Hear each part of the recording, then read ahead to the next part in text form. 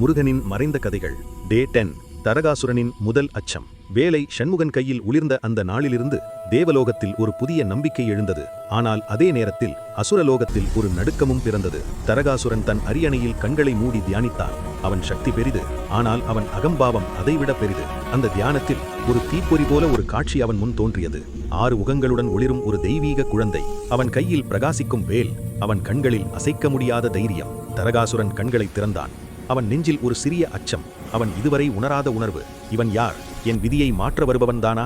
அசுரர்கள் அவனைச் சுற்றி நின்றனர். ஆனால் தரகாசுரன் மனதில் ஓரெண்ணமே, இந்த ஒளி உருவம். அவன் இருளை உடைக்கப் போகிறான். அவன் குரல் நடுங்கியது. இந்த குழந்தை வளரக்கூடாது, அவன் சக்தி பெருகக்கூடாது. ஆனால் விதி ஏற்கனவே எழுதப்பட்டிருந்தது. ஷண்முகன் தனது முதல் அடியை எடுக்க தயாராக இருந்தான். அவன் பயணம் தொடங்கிவிட்டது. அதை யாராலும் நிறுத்த முடியாது. இன்று தரகாசுரன் அச்சத்தை உணர்ந்தான். நாளை அந்த அச்சம் நிஜமாகும். நாளை டே 11. வேலின் முதல் சோதனை. உங்கள் உணர்வுகளை கருத்துக்களில் சொல்லுங்கள். மேலும் கதைகளுக்காக சப்ஸ்கிரைப் செய்ய மறக்காதீர்கள்.